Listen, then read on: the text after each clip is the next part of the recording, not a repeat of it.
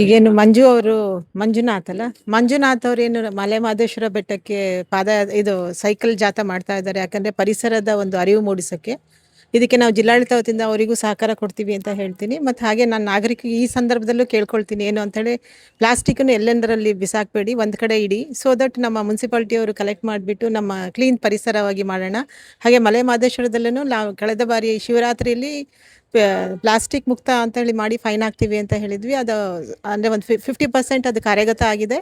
ಈಗ ನಮ್ಮ ಮಂಜುನಾಥ್ ಅವರು ಇನ್ನೂ ಅಂದರೆ ಅರಿವು ಮೂಡಿಸೋ ಕಾರ್ಯಕ್ರಮ ಮಾಡ್ತಾ ಇದ್ದಾರೆ. ನಾವು ಪ್ರಾಧಿಕಾರದ ವತಿಯಿಂದ ಜಿಲ್ಲಾಡಳಿತದಿಂದ ಅವ್ರಿಗೆ ಸಹಕಾರ ಕೊಡ್ತೀವಿ. Thank you, all the best. ಅಯೋಧ್ಯೆಗೆ ಹೋಗಿದ್ದು ನಾನು ನಾಲ್ಕು ಡಸ್ಟ್ಬಿನ್ ಇಟ್ಟಿದ್ದೆ. ಇನ್ನು ಅಲ್ಲಿ ಇನ್ನೂ ಆಗಬೇಕು ಆಗುತ್ತೆ ಮೇಡಮ್. ಈಗ ಮಿಡ್ಲಲ್ಲಿ ಒಂದು ಅಲ್ಲಿ ಜನಗಳು ಸಹಕಾರ ಇಂಪಾರ್ಟೆಂಟ್ ಬದಲಾವಣೆ ಆಗ್ತಾ ಇದೆ ಮೇಡಮ್. ದಾನಿಗಳು ಮತ್ತೆ ಭಕ್ತಾದಿಗಳೆಲ್ಲ ಬದಲಾಗ್ತಿದ್ದಾರೆ. ಒಟ್ಟಲ್ಲಿ ಒಂದು ಸ್ವಲ್ಪ ಜಿಲ್ಲಾಡಳಿತ ಮತ್ತೆ ಅರಣ್ಯ ಇಲಾಖೆ ಮತ್ತೆ ಪ್ರಾಧಿಕಾರ ಎಲ್ಲ ವತಿಯಿಂದ ಕಟ್ಟುನಿಟ್ಟಿನ ಕ್ರಮ ತಗೊಂಡ್ರೆ ಮುಂದಿನ ದಿನಗಳಲ್ಲಿ ಯುಗಾದಿಗೆ ಒಂದು ಹೊಸ ಯುಗ ಅಂತರ ರೂಪಾಂತರ ಆಗುತ್ತೆ ಮೇಡಮ್. ಇಲ್ಲಾಂದ್ರೆ ಬದುಕಕ್ಕೆ ಸಾಧ್ಯ ಇಲ್ಲ. ಆ ರೀತಿ ಇದು ಕದಂಬ ಬಾಬು ಚಾಚ್ಕೊತಾ ಇದ್ದಾರೆ. ನಿಮಗೆ ನೀವು ಯಾವ ರಸ್ತೆ ಬದಿ ಎರಡು ಸೈಡ್ ನೋಡಿದ್ರೆ ಯಾರೂ ಕಾಣಲ್ಲ.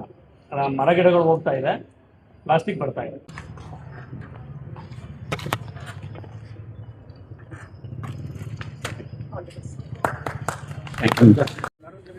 ಏನು ನಮ್ಮ ಪರಿಸರವಾದಿ ಮಂಜುನಾಥ್ ಅವರು ಮಲೆ ಮಹದೇಶ್ವರ ಬೆಟ್ಟದಲ್ಲಿ ಮತ್ತು ಸುತ್ತಮುತ್ತ ಏನು ಪ್ಲಾಸ್ಟಿಕ್ ನಿಯಂತ್ರಣ ವ್ಯವಸ್ಥೆಗೆ ಏನು ಆಗ್ತಾಯಿದೆ ಅದರ ವಿರುದ್ಧ ಸುಮಾರು ಸಾರಿ ಹೋರಾಟ ಮಾಡ್ತಾಯಿದ್ದಾರೆ. ಹಾಗಾಗಿ ಜಿಲ್ಲಾಡಳಿತ ಸರ್ಕಾರ ಅವರ ಸ್ಪಂದನೆಗೆ ಹೋಗೊಟ್ಟು ಏನು ಮಲೆ ಮಹದೇಶ್ವರ ಪ್ಲಾಸ್ಟಿಕ್ ಮುಕ್ತ ಬೆಟ್ಟ ಆಗಬೇಕು, ಜೊತೆಗೆ ಅದು ಎಮ್ಮೆ ಮಿಲ್ಸು ಕಾವೇರಿ ಎರಡೂ ಒಂದು ಕಂಡಂತೆ ಇದೆ. ಹಾಗಾಗಿ ಲಕ್ಷಾಂತರ ಭಕ್ತಾದರು ಬರ್ತಾಯಿದ್ದಾರೆ. ಹಾಗಾಗಿ ಏನೋ ಒಂದು ಚೆಕ್ ಪೋಸ್ಟ್ಗಳನ್ನ ಹಾಕಿ ಯಾವಾಗಲೂ ಏನೋ ತಿರುಪತಿ ಮಾದರಿಯಲ್ಲಿ ಒಂದು ವ್ಯವಸ್ಥೆಗಳನ್ನ ಮಾಡಿದ್ರೆ ಎಲ್ಲ ಅಂಗಡಿಗಳಲ್ಲೂ ಅದು ಬರೀ ಜಾತ್ರೆ ಟೈಮಲ್ಲ, ಎಲ್ಲ ಟೈಮಲ್ಲೂ ಪ್ಲಾಸ್ಟಿಕ್ ಮುಕ್ತ ಮಹದೇಶ್ವರ ಬೆಟ್ಟ ಮಾಡಬೇಕು. ಹಾಗಾಗಿ ಜಿಲ್ಲಾಡಳಿತ ಸರ್ಕಾರ ಅವರೊಂದು ಹೋರಾಟಕ್ಕೆ ಸ್ಪಂದಿಸಿ ನಾವೆಲ್ಲರೂ ಅವ್ರ ಜೊತೆಗಿರ್ತೀವಿ. ಅವರ ಹೋರಾಟಕ್ಕೆ ನಾವೆಲ್ಲ ಬೆಂಬಲ ಕೊಡ್ತೀವಿ. ಎಲ್ರಿಗೂ ನಮಸ್ಕಾರ. ನನ್ನ ಹೆಸರು ಪಿ ಮಂಜುನಾಥ್. ನಾನೊಬ್ಬ ಹೆಮ್ಮೆಯ ರೈತನಾಗಿ ಪರಿಸರ ಹೋರಾಟಗಾರನಾಗಿ ನಮ್ಮ ಮೈಸೂರು ಭಾಗ ಮತ್ತು ಮಲೆ ಮಹದೇಶ್ವರ ಬೆಟ್ಟದಲ್ಲಿ ಕಳೆದ 4 ವರ್ಷದಿಂದ ಪ್ಲಾಸ್ಟಿಕ್ ಮುಕ್ತ ಅಭಿಯಾನವನ್ನು ಎಲ್ಲ ರೈತ ಸಂಘಗಳು ಮತ್ತು ಪ್ರಗತಿಪರ ಸಂಘಟನೆಗಳ ಜೊತೆಗೂಡಿ ನಿರ್ವಹಿಸುತ್ತಿದ್ದೇನೆ. ಈ ದಿನ ಉದ್ದೇಶ ಏನು ಅಂದರೆ, ನಾವು ಏನಾದರೂ ತೊಂದರೆ ಬಂದಾಗ ದೇವರನ್ನು ಪ್ರಾರ್ಥಿಸ್ತೇವೆ. ಅದೇ ರೀತಿ ನಮ್ಮ ದೇವಾಲಯಗಳನ್ನು ಮತ್ತು ಅರಣ್ಯ ಪ್ರದೇಶಗಳನ್ನು, ಜಲಮೂಲಗಳನ್ನು ಫಸ್ಟು ನಾವು ಪ್ಲಾಸ್ಟಿಕ್ ಪರ್ಯಾಯವಾಗಿ ವಸ್ತುಗಳನ್ನು ಬಳಸುವ ಮೂಲಕ ಬಟ್ಟೆ ಬ್ಯಾಗು ಮತ್ತು ಬಾಳೆ ಎಲೆ, ಅಡಿಕೆ ತಟ್ಟೆ, ಬಾಳೆ ಜೊನ್ನೆ ಈ ಥರ ನಮ್ಮ ಇಂದಿನ ಹಿರಿಯರು ಏನು ಬಳಸ್ತಿರೋದನ್ನು ಮತ್ತೆ ನಾವು ಬಳಸುವ ಮೂಲಕ ಪ್ಲಾಸ್ಟಿಕ್ ಗರಿಷ್ಠ ಮಟ್ಟವನ್ನು ಕನಿಷ್ಠ ಮಟ್ಟಕ್ಕೆ ತೆಗೆದುಕೊಂಡು ಹೋಗೋಣ. ಮತ್ತು ನಮ್ಮ ಚಾಮರಾಜೇಶ್ವರ ಸ್ವಾಮಿ ದೇವರ ಕೃಪಾ ಆಶೀರ್ವಾದದಿಂದ ಎಲ್ಲರಿಗೂ ಅಜ್ಞಾನದಿಂದ, ಅಂಧಕಾರದಿಂದ ಏನು ಪರಿಸರ ಹಾಳಾಗ್ತಾ ಇದೆ ಎಲ್ಲ ಜ್ಞಾನವನ್ನು ಕೊಟ್ಟು ಕಾಪಾಡಲಿ ಅಂತ ಆ ಭಗವಂತನಲ್ಲೂ ಪ್ರಾರ್ಥಿಸ್ತಾ ನನ್ನ ಮಾತನ್ನು ಮುಗಿಸುತ್ತೇನೆ. ನಮಸ್ಕಾರ, ನಾನು ಗಿರೀಶ, ಸಾಮಾಜಿಕ ಹೋರಾಟಗಾರ, ಚಾಮರಾಜನಗರ. ನಾವಿವತ್ತೇನು ಚಾಮರಾಜೇಶ್ವರದಿಂದ ಮಲೆ ಮಹದೇಶ್ವರ ಬೆಟ್ಟಕ್ಕೆ ಪ್ಲಾಸ್ಟಿಕ್ ಮುಕ್ತ ಅಭಿಯಾನದ ಪರವಾಗಿ ಅಧಿಕೃತವಾಗಿ ಜಿಲ್ಲಾಧಿಕಾರಿಗಳು ಚಾಲನೆ ನೀಡ್ತಕ್ಕಂಥ ಕಾರ್ಯಕ್ರಮಕ್ಕೆ ಇವತ್ತು ಚಾಮರಾಜೇಶ್ವರ ದೇವಸ್ಥಾನದಿಂದ ಹೊರಡ್ತಾ ಇದ್ದೇವೆ. ಹಾಗಾಗಿ ಮಂಜುನಾಥ್ ಅವರು ಹಾಗೂ ಸತೀಶ್ ಅವರಿಗೆ ನಾನು ಶುಭ ಕೋರ್ತೇನೆ. ಈ ಕಾರ್ಯಕ್ರಮ ಯಶಸ್ವಿಯಾಗಲಿ ಹಾಗೂ ಜನಮನ್ನಣೆ ಇರುವಂಥ, ಜನಾಭಿಪ್ರಾಯ ಇರುವಂಥ ಕಾರ್ಯಕ್ರಮ ಯಾವುದೇ ಕಾರಣಕ್ಕೂ ಸೋಲೋದಿಲ್ಲ. ಇವರು ಈ ಮುಂದೆ ಅಯೋಧ್ಯೆಗೂ ಸಹ ಇಲ್ಲಿಂದ ಸೈಕಲ್ ಜಾಥಾ ಹೋಗಿದ್ರು ಪ್ಲಾಸ್ಟಿಕ್ ಮುಕ್ತ ಮಾಡಬೇಕು ಅಂತ. ಹಾಗಾಗಿ ಇಡೀ ಕರ್ನಾಟಕವನ್ನು, ಚಾಮರಾಜನಗರವನ್ನು ಶುದ್ಧೀಕರಣ ಮಾಡಬೇಕು ಅಂದರೆ ಈ ಪ್ಲಾಸ್ಟಿಕ್ಕನ್ನು ಪಿಡುಗನ್ನು ನಾವು ಓಡಿಸ್ಬೇಕಾಗಿರೋದು ಅನಿವಾರ್ಯ ಆಗೈತೆ. ಹಾಗಾಗಿ ದಯವಿಟ್ಟು ಎಲ್ಲ ಜನಗಳು ಇದಕ್ಕೆ ಸ್ಪಂದಿಸಬೇಕು. ಇನ್ನು ಮುಂದೆ ಆದರೂ ಪ್ಲಾಸ್ಟಿಕ್ ಬಳಕೆಯನ್ನು ಕಡಿಮೆ ಮಾಡಬೇಕು ಅಂತ ಹೇಳ್ತಾ ನನ್ನ 2 ಮಾತುಗಳನ್ನು ಮುಗಿಸ್ತೇನೆ. ಜೈ ಹಿಂದ್, ಜೈ ಕರ್ನಾಟಕ. ನಮಸ್ತೆ ಚಾಮರಾಜನಗರ. ಇವತ್ತು ವಿಶೇಷವಾಗಿ ಪರಿಸರ ಹೋರಾಟಗಾರರಾದ ಮಂಜುನಾಥ್ರವರು ಚಾಮರಾಜನಗರದಿಂದ ಮಲೆ ಮಹದೇಶ್ವರ ಬೆಟ್ಟಕ್ಕೆ ಸೈಕಲ್ ಯಾತ್ರೆ ಹೊರಟಿದ್ದಾರೆ. ಅದಕ್ಕೆ ಪ್ರಥಮವಾಗಿ ನಮ್ಮ ಹಸಿರು ಪಡೆ ವತಿಯಿಂದ ಅವರಿಗೆ ತುಂಬ ಹೃದಯದ ಸ್ವಾಗತ ಹಾಗೂ ಅವರಿಗೆ ಅಭಿನಂದನೆ ಸಲ್ಲಿಸ್ತಿದ್ದೀವಿ. ಇವತ್ತು ನಮ್ಮ ಚಾಮರಾಜನಗರದ ಹೆಮ್ಮೆಯ ಪ್ರೀತಿಯ ಜಿಲ್ಲಾಧಿಕಾರಿಗಳು ಇದಕ್ಕೆ ಚಾಲನೆ ಕೊಟ್ಟಿದ್ದಾರೆ. ಮತ್ತು ಅವರು ಕೂಡ ಸಂದೇಶವನ್ನು ಕೊಟ್ಟಿದ್ದಾರೆ.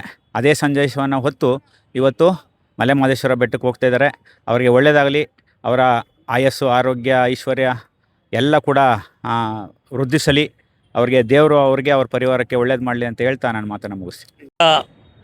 ಮಿತ್ರರಲ್ಲಿ, ಹಿರಿಯರಲ್ಲಿ, ಸ್ನೇಹಿತರಲ್ಲಿ ನಾನು ಮನವಿ ಮಾಡ್ಕೊಳ್ಳೋದೇನೆಂದರೆ, ಏಕಬಳಕೆ ಪ್ಲಾಸ್ಟಿಕ್ಕು, ಸಿಂಗಲ್ ಯೂಸ್ ಪ್ಲಾಸ್ಟಿಕ್ ಏನಿದೆ ಉಚಿತವಾಗಿ ಸಿಗುತ್ತೆ, ಕೆಲವು ಕಡೆ ಅಗ್ಗವಾಗಿ, ತೀರಾ ಅಗ್ಗವಾಗಿ ಸಿಗುತ್ತೆ.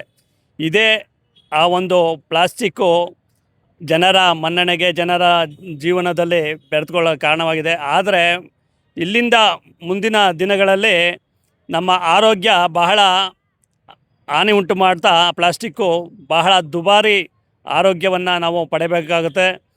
ನಮ್ಮ ಆರೋಗ್ಯವೇ ಭಾಗ್ಯ.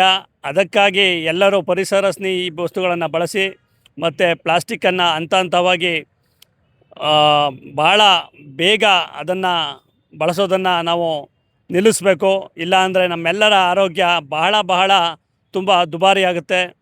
ಆರೋಗ್ಯವೇ ಭಾಗ್ಯ. ಎಲ್ಲ ಸಾರ್ವಜನಿಕರು ತಮ್ಮ ಆರೋಗ್ಯದ ಕಡೆಗೆ ಮತ್ತು ಪರಿಸರದ ಆರೋಗ್ಯದ ಕಡೆಗೆ ಒಲವು ಪ್ರೀತಿ ತೋರ್ತಾ ತಮ್ಮ ಆರೋಗ್ಯದ ಕಡೆಗೆ ಸಾಗಬೇಕು. ಈ ಯುಗಾದಿಯಲ್ಲಿ ಹೊಸ ಒಂದು ಬದಲಾವಣೆಯನ್ನು ಕಾಣೋಣ ಅಂತ ನಾನು ಎಲ್ಲರಲ್ಲೂ ಬಯಸ್ತೇನೆ. ಜೈ ಹಿಂದ್, ಜೈ ಕರ್ನಾಟಕ ಮಾತೆ. ನಮಸ್ಕಾರ.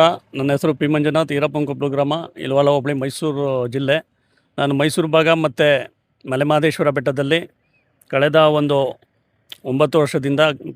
ವರ್ಷದಿಂದ ಮಲೆಮಹದೇಶ್ವರ ಬೆಟ್ಟದಲ್ಲಿ ಏಕಬಳಕೆ ಪ್ಲಾಸ್ಟಿಕ್ಕು ಗರಿಷ್ಠ ಮಟ್ಟ ತಲುಪ್ತಾ ಇದೆ. ಅದರ ಕನಿಷ್ಠ ಮಟ್ಟಕ್ಕೆ ನಾವೆಲ್ಲ ಕರ್ನಾಟಕ ಸರ್ಕಾರ ಮತ್ತು ಜಿಲ್ಲಾಡಳಿತ, ಹಲವು ಇಲಾಖೆಗಳು, ಎಲ್ಲ ಸಾರ್ವಜನಿಕರು, ಭಕ್ತಾದಿಗಳು, ದಾನಿಗಳು, ವ್ಯಾಪಾರಸ್ಥರ ಒಂದು ಸಹಕಾರದಿಂದ ಒಂದು ಕಡಿಮೆ ಮಾಡಬೇಕು. ಯಾಕೆಂದರೆ 110 ವರ್ಷಗಳ ಏನು ಬಳಕೆ ಸ್ಟಾರ್ಟಾಗಿ ಏಕಬಳಕೆ ಪ್ಲಾಸ್ಟಿಕ್ಕು, ಸಿಂಗಲ್ ಯೂಸ್ ಪ್ಲಾಸ್ಟಿಕ್ಕು, ಅದು ಕ್ರಮೇಣ ಎಲ್ಲ ನಮ್ಮ ಪರಿಸರದ ಜಲಮೂಲಗಳಾದ ಕೆರೆ, ನದಿ, ಸಮುದ್ರ ಮತ್ತು ದೇವಸ್ಥಾನ, ಅರಣ್ಯ ಪ್ರದೇಶ, ಸಾರ್ವಜನಿಕ ಪ್ರದೇಶವನ್ನು ತನ್ನ ಕದಂಬ ಬಾಹುವಿನಲ್ಲಿ ಚಾಚಿಕೊಳ್ತಾ ಇದೆ. ಈ ಒಂದು ನಿಟ್ಟಿನಲ್ಲಿ 2026ನೇ ಸಾಲ ಮುಂದಕ್ಕೆ ಅದರ ಒಂದು ಪರಿಣಾಮ ಮಾರಣಾಂತಿಕವಾಗಿ ವ್ಯಾಪಿಸುವುದು ತುಂಬ ಇರೋದರಿಂದ ನಾವೆಲ್ಲರೂ ಈಗಲೇ ಎಚ್ಚೆತ್ತುಕೊಂಡು ಕೇಂದ್ರ ಸರ್ಕಾರ, ರಾಜ್ಯ ಸರ್ಕಾರ, ಜಿಲ್ಲಾಡಳಿತ ಎಲ್ಲ ಮತ್ತು ಸಾರ್ವಜನಿಕರು, ಭಕ್ತಾದಿಗಳು ಪ್ರತಿಯೊಂದು ಹಂತದಲ್ಲೂ ನಮ್ಮದೇ ಆದ ಜವಾಬ್ದಾರಿಯನ್ನು ನಾವು ನಿಭಾಯಿಸಬೇಕು. ಸರ್ಕಾರದ ಮೇಲೂ ಹೇಳೋಕ್ಕಾಗಲ್ಲ. ಇದು ಸಾರ್ವಜನಿಕರ ಆಸ್ತಿಪಾಸ್ತಿ. ಸಾರ್ವಜನಿಕರೇ ಒಂದು ಸರ್ಕಾರವನ್ನು ಚುನಾಯಿಸುವುದರಿಂದ ಬಹುಪಾಲು ಕರ್ತವ್ಯ ನಮ್ಮ ಸಾರ್ವಜನಿಕರ ಮೇಲಿದೆ. ದಯಮಾಡಿ ಬಹಳ ಸರಳವಾಗಿದೆ. ಪ್ಲಾಸ್ಟಿಕ್ ಬಳಸುವ ಕಡೆ ನಾವು ಪರಿಸರ ಸ್ನೇಹಿ ಬಟ್ಟೆ ಬ್ಯಾಗು ಬಳಸಬೇಕು. ಬಟ್ಟೆ ಬ್ಯಾಗ್ ಬಳಸೋದ್ರಿಂದ ನಮ್ಮ ರೈತರನ್ನು ಪ್ರೋತ್ಸಾಹ ಮಾಡೋದಾಗುತ್ತೆ, ಅದರಲ್ಲಿ ಕೈಗಾರಿಕೆಗಳ ಉತ್ತೇಜನ ನೀಡಿದಂಗಾಗುತ್ತೆ, ಮತ್ತು ಇನ್ನೂ ಹಲವಾರು ಉದ್ಯೋಗಗಳು ಸೃಷ್ಟಿಯಾಗುತ್ತೆ. ಆದ್ದರಿಂದ ಮತ್ತು ನಮ್ಮ ಹಿರಿಯರ ಒಂದು ಪರಿಸರ ಸ್ನೇಹಿ ನಡೆ, ಯಾತ್ರೆ ಮತ್ತು ಜೀವನ ಶೈಲಿಯನ್ನು ನಾವು ಮರುಕಲ್ಪನೆ, ಜರ್ನಿ ಮಾಡಿಫೈ ಅಂತ ಏನು ಅಂತೀವಿ, ಅದೇ ರೀತಿ ಮಾಡ್ತಾ ನಮ್ಮ ಮುಂದಿನ ಪೀಳಿಗೆಗೆ ಪ್ಲಾಸ್ಟಿಕ್ ಮುಕ್ತ ಮಾಡಬೇಕು ಅಂತ ಈ ಮೂಲಕ ಎಲ್ಲ ಸಾರ್ವಜನಿಕರಲ್ಲಿ ನಾನು ಕೈ ಮುಗಿದು ಪ್ರಾರ್ಥನೆ ಮಾಡ್ತೇನೆ. ಈ ಒಂದು ಜಾಥಾಕ್ಕೆ ಬೆಂಬಲ ನೀಡಬೇಕು ಅಂತ ಎಲ್ಲರಲ್ಲೂ ಕಳಕಳಿಯ ಮನವಿಯನ್ನು ಮಾಡ್ತೇನೆ.